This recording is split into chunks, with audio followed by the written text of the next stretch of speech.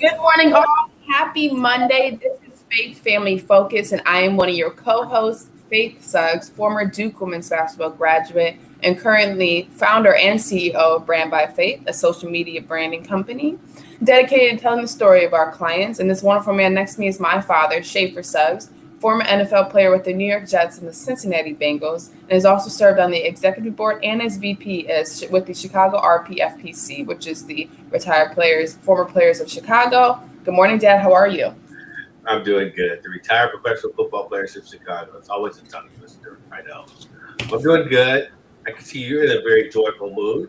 Well, I'm very excited for our show today. We get to continue our conversation with Bob Reese and also bring on Craig Chval. So it's exciting stuff as we're nearing the end of National Recovery Month. But to recap this weekend, a lot of football happened this weekend. The Chiefs lost, which is something that's close to me because I'm right down the street from Kansas City, which was surprising. So interesting thoughts for our golden boy, Mahomes, but I'm sure he'll be okay as we're nearing an interesting season. A lot of losses actually this weekend with Brady, your Jets per usual, the Giants. Per usual. Yeah, well, New York and football in New York right now apparently aren't going hand in hand. Yeah, no, I think this season will probably reveal more than the previous seasons the parity in the league. And teams are playing good football. You see Tampa Bay. I was surprised how good the Rams were. So it's going to be an exciting year. I mean, I don't even want to address the Jets. It's hard. Probably Bob could probably feel my pain, and of course Craig, who's known me for 34 years, feel my pain too. So we won't spend too much time on that. And the Yale Bulldogs won this weekend. So Devin got his first collegiate win against my buddy Marinero's alma mater, Cornell. And so that was an exciting day. And my flag football team won 2 games. Why don't you tell everybody how you guys won? Which team? You guys. So your flag football team. Flag football team. Well, we're just dominant. Our offensive coordinator is pretty good. He knows a little bit about football. We're in a triple reverse. We're kind of running double reverse. These are 8, 9-year-old kids, and they're having a lot of fun. And of course, I'm in my joy being out there. Of course, I'm coaching with Coach Tony Smith, which is your former basketball coach. So you have 2. I'm the offensive coordinator. He's the defensive coordinator, and we are just having a blast. So it was a great weekend. And I'm excited. We have a game on Tuesday. We have a game on Thursday. And, of course, I think the Yale Bulldogs, they have Lehigh this weekend. So that should continue their winning streak with Lehigh. So I'm excited. But more importantly, I'm excited about our show. This is a continuation of National Recovery Month. And I just am very honored to have, in my 34 years of long-term recovery, have some beautiful people in my life. And 2 of these people are on the show. Bob Reese, my former trainer with the New York Jets, and Craig Chval, who has been a lifelong, my friend in recovery, has been on our show a couple of times. And we have a really huge storyboard, Faith. I know that there's so much to talk about. But, when you look at the 3 of us, you have over 70 years of recovery. And I just felt that our viewers and people out there that they have a lens on recovery and how to thrive through recovery would get something from this show. And I just wanted to be able to share this. And I really appreciate you hosting it. And if you want to take a quick break before we bring them on, but I just wanted to introduce the topic.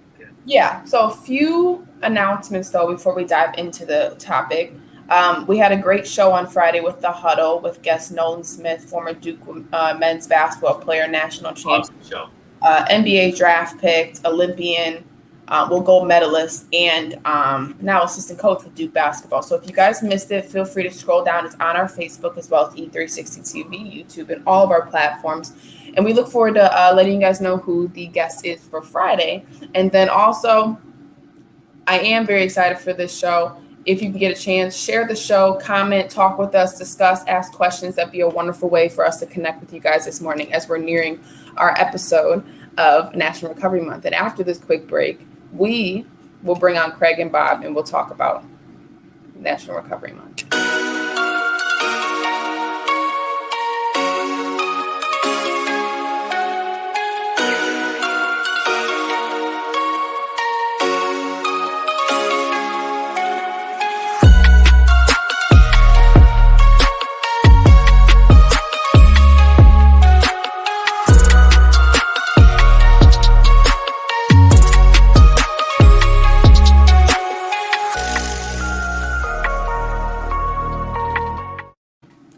Good morning, Bob. Good morning, Craig. Thank you for joining us. Morning, Faith. Morning, everybody. Always great to be here. I feel the same way. Yeah, this is a superstar show. But let me just say this really quick. Faith, your first 2 episodes of the Huddle have been really phenomenal. We just really have got a chance. The last episode with Nolan and hearing his story about losing his dad and just everything was just a phenomenal story. And I look forward to the Huddle on Friday. Thank you. Yeah, we've received a lot of great reviews. I tried to clip pieces of it from the original episode for the next episode. So when you guys tune into the episodes, you'll get to see previous episodes, just little bits and pieces that were great. But very excited for this show today. That we talked a lot on last Monday with Bob about, thriving within recovery, the recovery process, because this month is very special to each of you, but in general, a lot of people around the world. Craig, welcome. We did speak about recovery last week, but one of the topics we touched on was how to thrive or survive within recovery. What do you think the difference is between the two in your own experience? That's a great question, and I was thinking about this over the weekend a little bit. And, the difference might be coming down to realizing that God wants me to thrive, but I have to trust his plans for me and his provision for me and his knowledge that's way better than mine. Surviving for me would look like continually trying to avoid the landmines that fill the pathway that I would choose and left to my own devices to do that. And I proved time and time again before sobriety and frankly in recovery that that's my natural tendency. So God wants me to thrive. I get sidetracked by other stuff, and that looks like survival. And survival, frankly, for me, it always turns out badly anyhow. So as I thought about that question, yesterday, it's really God wants me to thrive. My nature is to try to survive and ultimately always to fail. Yeah. I feel like that's a lot of experiences in our life is what God sets the bar and we just continue to chase the bar most of our life and hope we're doing a great job. And at the end of the day, surviving is just enough. And at the end of the day, we blink and next thing you know, we're probably thriving. But that's in God's eyes. So Bob, a little bit about your journey as well. We discussed with you more though about thriving and surviving and then also from a psychological background.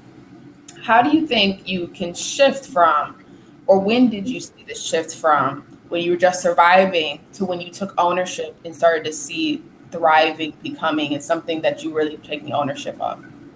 Well, it took quite a while really to put it in that terminology. First getting sober was the first step, and as I shared in my book, that was the toughest year of my life. I was very fortunate in that after 12 or 13 months, I kind of lost the compulsion to drink. And I know a lot of people that it takes years, and some people never lose the compulsion for their drink or their drug. So I was fortunate there. And then I happened to get involved shortly after coming out of rehab and starting my recovery with sports psychology. We had a coach at the time, Bruce Coslett, that brought in one of the premier sports psychologists he brought him in mainly to work with his coaching staff, get them to work as a team because none of them had ever worked together before. But he used to spend time with me on the field as we would watch practice, and we would talk about things. And he told me one day, he said, Reese, you do this every day.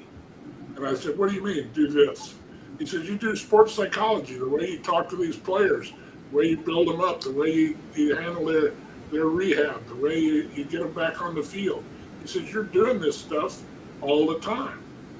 So I pestered him some more, and he put me on some books. And then eventually in '94, I started my master's in psychology. And that resulted in my first book, Develop the Winner's Mentality. So as I put that all together, then I started seeing about thriving. Thanks, Schaefer. Every promo appreciated. But it was, I didn't really get a hold of the thriving until I started teaching psychology, or teaching it actually. I worked for a company called the Pacific Institute, which did a lot of corporate education. And it had a lot of cognitive psychology, and then mixed that in with the sports psychology and the courses that I had taken. And I noticed that I was, doing better, feeling better as I taught it, and not having to. I was noticing that some of my friends in AA and in 12-step were still just hanging on, and I was thriving. And part of that, one of the notes I made for us to talk about today was developing a MAGIS, M-A-G-I-S, MAGIS mindset, which is Latin for even more. So when you set your goals to do things, you say, okay, I'm going to do this. You make an affirmation and so forth, and say this or even more. And that even more is what really allowed me to thrive, because you get out before you. When you set a goal, sometimes, as we know, as Craig was talking about before, we can steer ourselves off the mark. Or if you're so focused on the goal, you miss a big opening to take your life in a better direction. And that's what I found. I loved the corporate teaching. Part of the job was to sell the program to corporations, and I hated that. I didn't like to sell. I loved the teaching. I didn't like to sell. So I said, well, maybe I could do this in college and teach psychology, because by that time I had my master's, and I couldn't get a job at a big school because I didn't have a PhD at the time. And I actually started out teaching athletic training at a small school in Roanoke, at Jefferson College of Health Sciences. And then that developed, then they shut down the athletic training program. And I went, oh God, here I go again. And they said, would you like to teach full-time psychology for us? So it's being open to even more. And then that led to me creating a health psychology program there. And now I'm teaching for a university. And it was more than I had ever dreamed about doing. So it was Modus. And so I think that's a big part of the hope that comes with this, and following the, as one of the people in one of my sponsors told me in AA, that God may be driving or what was it? It's how do you God provides the bus, but you've got to drive it. Mm-hmm. And so you got to lay out what you want to do there. That's awesome. Yeah. So I'm going to ask this. You just mentioned God, and to me, you talk about him being in the front and me being the passenger. Quick. And you and I have talked about this for many years. But part of recovery is developing faith and a higher power. Tell us about your journey with navigating religion and spirituality. I know for me, that was probably the one thing that really completely eliminated my compulsion to drink drugs. Was my ability to, my blessing to receive when the time came, my spiritual foundation. Yeah, that's a great question. For me, I came into AA like a lot of people, completely desperate enough to trust strangers, because I was out of ideas, and some strangers said, "Ask God to help you not drink," and so I did, and then I got a sponsor, and he believed in me, he cared about me, he showed me the way. A lot of times, he encouraged me, he spoke the truth into my life. And after the compulsion to drink had left, and I kind of, was living a sober life, he said to me, no pun intended, probably the most loaded question of all time, which was, this God that you say, right? I'm not saying it. No, this God that you say got you sober and keeps you sober, you think he might be worth getting to know a little bit better? Like I said, talk about the most loaded question of all time, no pun intended. Like, and it was wisdom, it was brilliance on his part. He knew the right time to ask that question. And I wasn't antagonistic towards God. I was raised in a Catholic household, but my parents didn't really care about their faith. I wasn't interested in it, but I wasn't mad at God. I really hope God wasn't mad at me, but I kind of figured that if he was paying attention, he would be. Like my agnostic dad used to say, God's got more important things to worry about than you and me. And boy, oh boy, for a long time, I was hoping he was right. Because if God did bother to look at the way I was living my life, he wasn't going to be happy at all. But, with the help of my sponsor and that well-timed, very important question, I began to go down that path. And, you talk about thriving versus surviving. I had to change my yardstick. I had to understand, I had to come to believe that God wanted something better for me, that God would use me. To me, alcoholism is a very selfish and self-centered disease. And, part of it was pursuing alcohol to have fun. Part of it was just being so focused on it. And the pursuit of those empty things, that I thought would bring me fulfillment. And that seemed in that part of my life to go hand in hand with drinking, right? Going out and having fun, going out like I do whatever it was. I mean, drinking was always a part of it. It's kind of like somebody once in AA told me, one beer was too many and 1,000 wasn't enough. And those other empty things that I was pursuing at that time in my life, I could never get enough, right? And they were always empty. And so really it was changing my yardstick and believing that God wanted something better for me. He wanted to use me, which really blew my mind. But because, I'd be the last person in the world that God would want to use, right? He's going to want to use the solid, upstanding, righteous, humble, godly, unselfish people. Did he use me? Right? But as much as I still don't understand it, it's played out in my life. And so it's this idea that God is really who he says he is, and he has a purpose for me.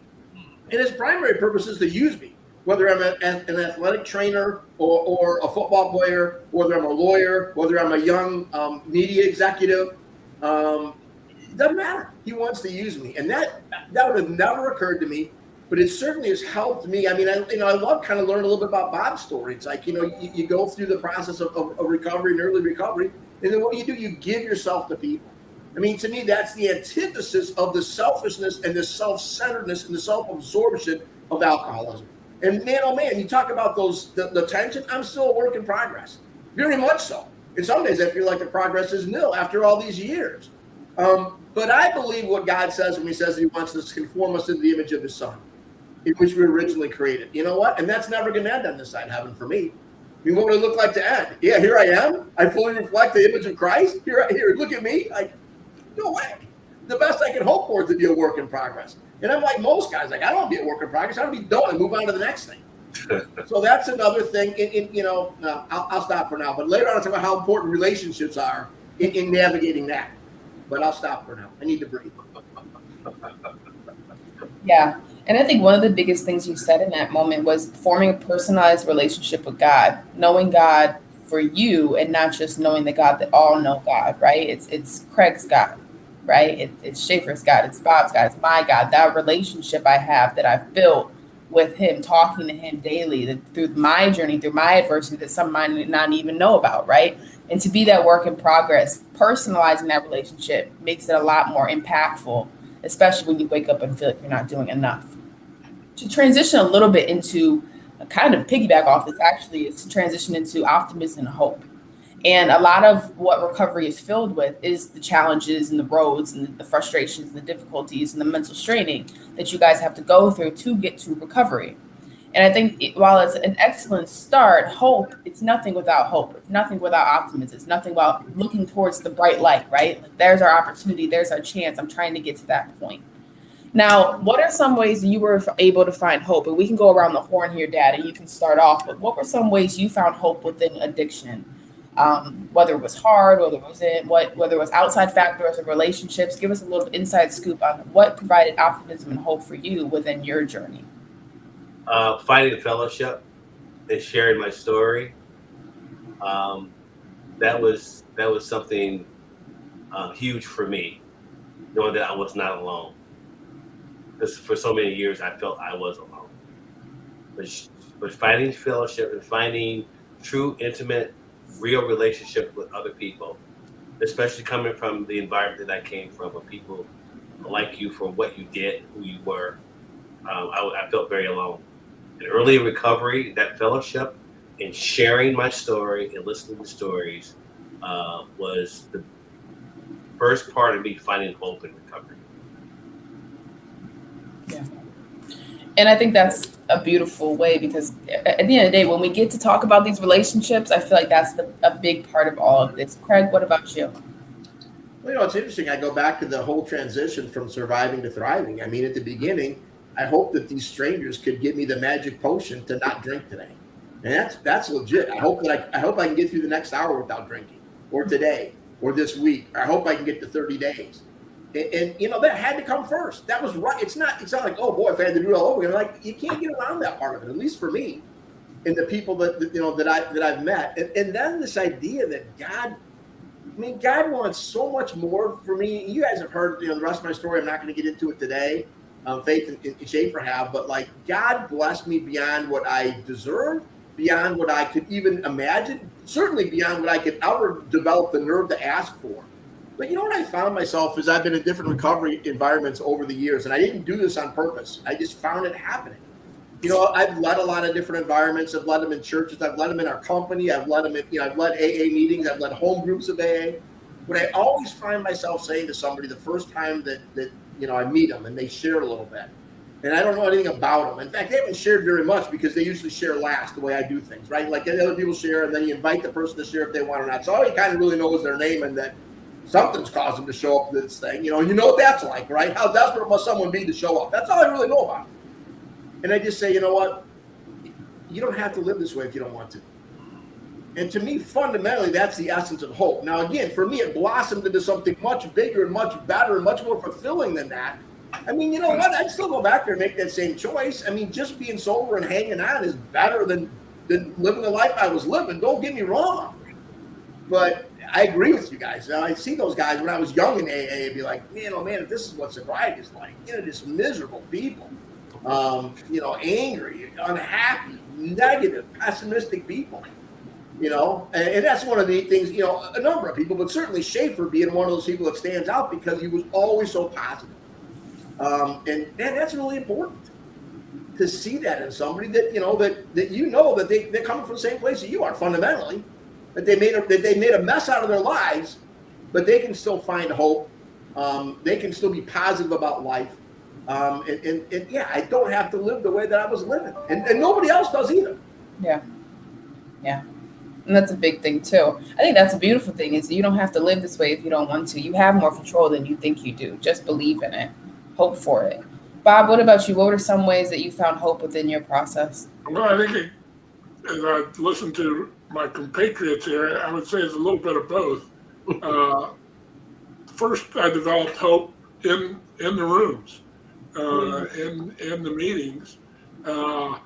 After I got out of rehab, and I was in rehab for 2 months, which was very fortunate for me, but it was, they decided to keep me in the second month, I guess because they wanted to make sure I got it right. And that was a tough thing, because I was fully expecting to, oh man, I'm out of here. And they said, no, the Jets have agreed to keep you in for a while longer. They didn't tell me how long. I spent a whole nother month. I didn't have a lot of hope as I know it now, like going to the meetings in rehab. After I got out and around the Northport, New York area where I lived on Long Island, there were dozens of meetings all the time. And where I settled in with my home group, my sponsor told me, so, there's a lot of good sobriety here. And I didn't know what the hell that meant. Okay, people don't drink, that's sobriety. And it was such a well-mixed group, men and women, older and younger, and that listening to them tell their stories, and because we have a tendency to suffer from terminal uniqueness. Nobody has my story. And finally one day I heard my story, and I'm going, this is, and I had heard this guy talk several times before, so I went up to him after the meeting, started talking to him, and he shared some things, and that's when I think I first started feeling hopeful that this was not going to be a miserable life. I think I may have shared the last time that one of the things that threw me in rehab was we're sitting around in a big group, and I said, how am I going to grill a hamburger without a beer? And so, then starting to overcome that, and then realizing too that other people didn't drink like I drank. And I said, I can do this. I have hope. And over time, it just kept building until I felt very confident that I could be hopeful, and this was going to be an even better lifestyle, however you want to label it. Yeah. Well, Dad, question in regard to hope. In what we just did, we shared stories of hope. We shared what our journeys to hope looked like. What do you think about how even sharing those stories of hope helped you or benefits you even in your journey today? How do you think that that's a great benefit for others? Well, once I got past that first step, that the acceptance, about acceptance, and I like the new word uniqueness. I thought I was the only one, that was going through what I was going through, and the biggest part of our disease is denial, right? And continue to lay its hit right there in front of you. Once I was able to do that, I was able to make some progress. I just found for me, I had to continue to make myself vulnerable and humble and continue to share. I remember the first time I met my buddy here, Greg, and I'm looking over there. I mean, the people that I have been blessed with in my life, I'm looking at this guy down the other end of the table, and he's these profound words and statements, and after the meeting, it just resonated, and we just started talking, and I can't begin to tell you how many stories and how my life began to really flourish because of my real relationships, the relationships that I was able to establish early on. I'm talking about really early on. I had to do the 30 meetings in 30 days, and sometimes it was 2 meetings a day. And I just was very fortunate when I finally accepted where I was living my life on God's terms, and where I needed to be. I began to make a tremendous amount of progress, and it was very. I'm very blessed for that. Yeah. When we talk about acceptance, Craig, when we talk about that step, and we talked a little bit before the show started, but acceptance and seeing yourself and acknowledging without tearing yourself down, right? Without, beating yourself up for what you see in the mirror. How was that process for you, and how did you navigate the fine line between the two? Yeah, that's a great question. And when I watched Friday's show, and one of the things that Bob talked about was, positive thinking, but he didn't say it quite this way. And my notes aren't in front of me, but you can't deny reality either, right? So there's a sweet spot in there. And I'll tell you what, maybe the most important thing for me, Faith, was to have a sponsor first off, and then other people, but starting with my sponsor who loved me unconditionally. So that's what allows me to look at the hard stuff, the bad stuff, the failures, the still falling short. Like it says it. We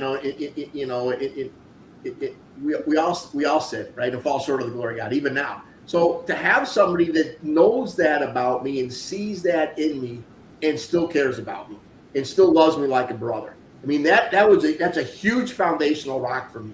And then, frankly, from there, I began to contemplate that maybe that's how God sees me, which is kind of obviously even more cooler, that, God who created me, created all of us, sees me like that. He knows everything about me, and he loves me anyhow. He watched, mankind, his creation unfold, and rebellion after rebellion after rebellion, and still, loved the world enough to send his son into the world to die for us. You really can find that, at least for me, in like, wow. This person, and then ultimately this God, loves me that much that if I screw up, or when I screw up, they're still going to love me. It allows me to not have to necessarily do what I was doing for so many years with alcohol, which is try to medicate and turn my head away, right? Like, I can't look at that. I can't live with myself. I need an escape. I don't have to. It's kind of like what, I think it was before we started, but we were talking a little about the promises. Bob kind of highlighted this whole idea about not regretting the past nor wish to shut the door on it. I'm God's creation, and I'm sinful, right? But I'm God's creation, and he loves me.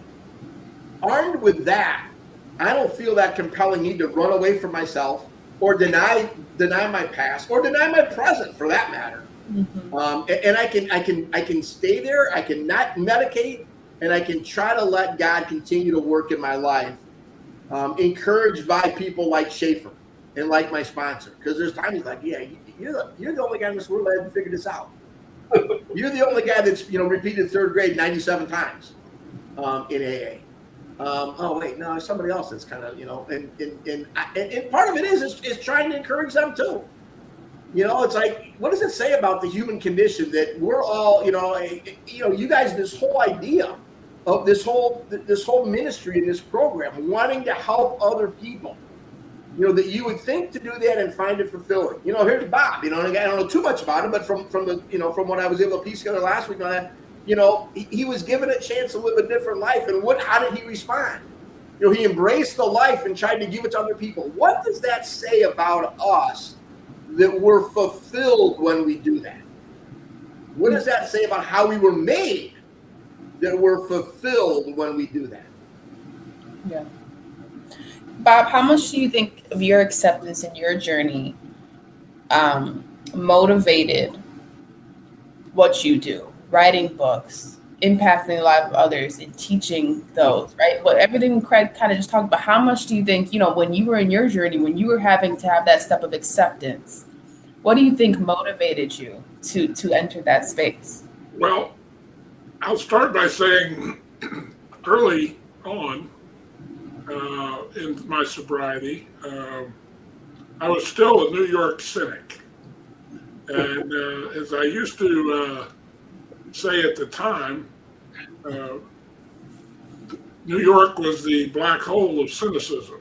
I mean, I could find something wrong with everything. And one of the things I started doing, because I got out of rehab and started doing the sports psychology things, and I became aware of the goal setting and the positive thinking involved that's necessary to be a good athlete, especially a great athlete. And so one of the things that tickled for me was that, what about all these sayings? You go to these meetings, they got sayings on the wall, let go, let God. I can't even remember. There's a saying for everything. And I kept asking myself, how do they work? Why do they work? And that's tied in with the sports psychology of of self-talk. You have to have positive self-talk. And so I started saying, okay, I get, one day at a time. That makes sense. I can understand how these little sayings that sound ridiculous when you first hear them, or my cynicism made them sound ridiculous. Oh, that's stupid. But I started seeing how important that was. And then that led me into looking into getting my master's degree in psychology. The other thing that led me into that was the fact that the NFL was getting more and more unstable. And when I first came into the league as the assistant trainer at Buffalo, he once told me, we don't get paid as well as the coaches, Reese, but we don't get fired. And around the early 90s, that started changing. People started firing longtime head trainers. And I'm going, uh-oh, what am I going to do if this happens to me? Because one of the things that I came to terms with in rehab was that, who am I if I'm not, hi, I'm Bob Reese, head trainer for the Jets, which is how I introduced myself for almost 20 years. Hi, I'm Bob Reese, head trainer for the Jets. And, who am I besides that guy? And that's where the hope comes in. That's where the understanding starts coming in, and realizing that that you have to be focused on the positive and on where you want to go. You can't just be there like a pinball and get bounced around all the time. Faith, you probably know this from your psychology background. It's better to have an internal locus of control where you say, yeah, I have something to do with the direction I'm heading, as opposed to, fate's deciding it, luck and so forth. You got to drive that bus. And So I don't know. I think I've wandered off what the question was. Well, I think that you touched on a really great point because I want to transition into how we do transition, right? We transition is finding a new direction into your life. Dad, something Bob talked about was our identity is very much rooted in our redemption, right? It's when we're trying to, get our footing and trying to, through recovery, stable things are really helpful to us, right? Having a job, our job is often our purpose, stuff like that, right? When you're in recovery, when you're transitioning, how important was it for you and what did you look for when you were going through this process to be your next direction of life? Was it starting a family? Was it moving? Was it finding a new job to kind of fulfill, your new stability? What do you think it was when you were finding this new direction in life that helped you in this process? Well, I think for me it was once I got through,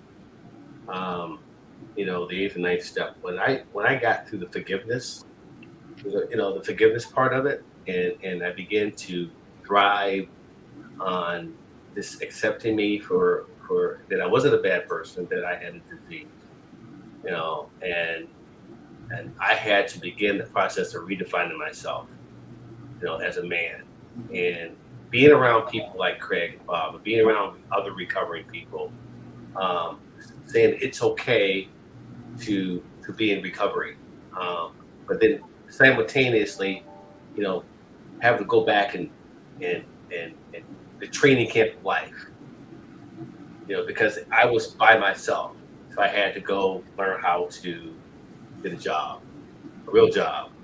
I had to learn how to do all those things, and I had to apply the same level of preparation I did when I became a professional athlete. I mean, those are good attributes that I had as an athlete, learning how to do that. But once I got through that piece in my recovery where, okay, this is what has stalled me in life. This is where I had to forgive myself and where I was able to begin to progress into my new life. Once I was able to do that, I call redefining my life. Once I was able to do that, I was able to make some significant progress. And I think I met Bob, I met Sue probably 4 years. They say don't get in a relationship for 2 years. I met her at the right time in my recovery. And, fortunately, she was in a place in her life where she had a lens on recovery too. And we were able to build a relationship from there. But there's a lot. I mean, there's fellowship, there's meetings, there's my relationship with God. There's a lot that you have to unpack and just continue to be hopeful. We always say, just take it one day at a time. Continue to be vulnerable. And for me, what really helped was continue to give back. I continue to give back. I continue to nurture relationships. I continue to go speak. I continue to tell my story. And the more I gave, the more I was able to receive from them. Yeah. Well, and I think that's a wonderful point. And as we transition into the promises, Dad, why don't you kind of take this? And I know Craig's going to kind of touch on Can this. I say one thing? I want to talk about, Schaefer mentioned forgiveness. Yeah. And in the 12 steps, they tell you to make amends to the people that you've hurt. The one person they don't tell you to make amends to is yourself. Right. And you've got to learn self-forgiveness. Right. If you don't do that, I don't see how you can thrive. Yeah. Thanks. Can I jump in really quick with something? Both Bob and Schaefer talked about kind of in different ways a little bit of transition out of, I would say, like a high profile, a very visible career identity. It's interesting. At the beginning of the show, you do a little bit of an introduction about Faith and Schaefer, and we introduce Bob and your guests. You do that too. We all have multifaceted identities, and all those identities have implications, right? I mean, Faith, you're a daughter, you're a sister, you're a friend, you're a business owner, you're all these different things, and I think one of the things that's helped me is to get some clarity about all the things that comprise my identity, and then figure out the implications, and then figure out which ones are most important. How do they impact my life? How do they impact the decisions I make, the priorities I make? And for me, and so I've been able to watch you and Devin grow up. You're a sister. I also know that you're a cousin, and I know you dearly love your cousins, but you know what? Your relationship with your brother isn't necessarily the same as your relationship with your cousins, as much as you love them, right? We all, at some level, we understand that. Not all the pieces of our identity are created equal, and they change. Yeah. So for me, it was, for me, fundamentally, my primary identity, I'm a father, I'm a grandfather, I'm a husband, I'm a friend, all these things. I began to see myself first and foremost as a child of God, loved by God. And as a child of God, I may be a lawyer, I may be this, I may be that, and they all have different implications. But to me, the ability to kind of transition in life is really founded on my understanding that first and foremost, I'm a child of God. Yeah. And as a child of God, He may call me to be a football player, an athletic trainer, or a basketball player, or a business owner, or all these different things. And He will, as a matter of fact.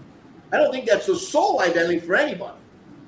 But how important that is to me to kind of live my life and to go through some of the transitions that we're forced to go through. Because those are transitions. Yeah. It all narrows down to helping us identify what our purpose is for us and who our identity is. And in a process like this, in a journey through recovery, that's very important for you to be able to narrow down the stuff that you can focus on, because when you spread yourself too thin, where can your focus go, right? So having that identity, understanding that purpose is a great, ally and strengthening for you when you're going through this process. Dad, why don't you dive into the promises, because you can maybe give us a background as well on that. Yeah. Well, so as we wrap, the final quarter of our show, I thought it would be, we talked a little bit about thriving through recovery. We talked about hope. Everybody knows our story are pretty similar. When you be somebody that you love and adore in recovery, you'll find that the more you know them, the more you're the same. We can relate to each other. We can probably talk for an hour, 2 hours, another 3 hours, and continue on talking. There's something that happens in recovery, and it's page 83 and 84 in the big book called The Promises. Now, I wanted Craig to read it because it is the ultimate. To me, it's like the Super Bowl for me, winning the Super Bowl. When you realize that you're experiencing the promises of the program, they talk about the layer, the onion, the lens comes off, all of a sudden you are able to see things that you were not able to see before. I want Craig to read the promises. We may not have enough time to completely deep dive into it, but I thought it'd be something you want to share. As Schaefer said, these are found at pages 83 and 84 of the Big Book of Alcoholics Anonymous. If we are painstaking about this phase of our development, we will be amazed before we are halfway through. We are going to know a new freedom and a new happiness. We will not regret the past, nor wish to shut the door on it. We will comprehend the word serenity, and we will know peace. No matter how far down the scale we have gone, we will see that how our experience can benefit others. That feeling of uselessness and self-pity will disappear. We will lose interest in selfish things and gain interest in our fellows. Self-seeking will slip away. Our whole attitude and outlook on life will change. Fear of people and economic insecurity will leave us. We will intuitively know how to handle situations which used to baffle us. We will suddenly realize that God is doing for us what we could not do for ourselves. Are these extravagant promises? We think not. They are being fulfilled among us, sometimes quickly, sometimes slowly. They will always materialize if we work for them.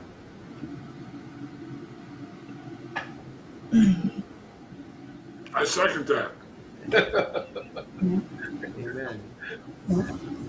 Yeah. Dad, those of you watching, give us a thumbs up if you enjoyed that one piece. I know I did, because there's so many promises. I don't think I've ever seen that written down. Because for what a lot of people don't know is that while I was part of your journey, Dad, through a lot of your life, I wasn't there for the initial start and a lot of the beginning. And so a lot of my awareness and what I witnessed with your recovery and your journey was very much on, the becoming the man part, right? Evolving who you are as a man and a father and a husband and a friend. And that was what I was, what I had visibility to. Dad, talk just a little bit, and then you can kind of lead the discussion because we have 5 minutes, which I think we can touch on. Each person gets a piece of it. Is what are these promises? And while they seem, for some people who are looking in, like maybe they are extravagant, maybe there's a lot they're asking for, but for you, there's a companionship that you feel. There's a pride through all of this. What is your initial feeling when you feel and read this? Well, I wanted to have this to be the part of our show because it is the promise of recovery that you experience all pieces of the promises, all of the promises. I've experienced most all of it. The intuitively are able to handle things that used to baffle us. Self-seeking. I comprehend the word serenity. I say the serenity prayer all the time. So I have a toolbox, and this is in my toolbox along with this serenity prayer, and I apply to every aspect of my life. And I just thought, for those who are in recovery, that are struggling with recovery, who's trying to thrive through recovery, you can get to this point, man. You are very blessed. Yeah. Craig, what about you? Hey, man, it's so hard to kind of pull these apart from one another because they all tie into each other. So for me, this idea that I will know peace is amazing. But I think a part of the knowing peace for me, a big part of it is, is losing the feeling of uselessness and self-pity. Losing interest in selfish things and gaining interest in our fellows, that has brought me peace. Yeah. Bob, what about you? Well, I think that the only one that I disagree with is the first area up there where it said we'll be amazed before we're halfway through. I don't know when I'm halfway through. I'm probably beyond halfway through now, but I'm often still amazed, and it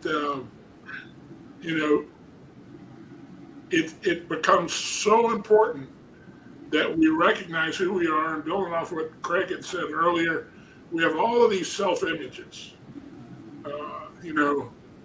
Faith, you're a daughter, you're a basketball player, you're an entrepreneur, you're a woman.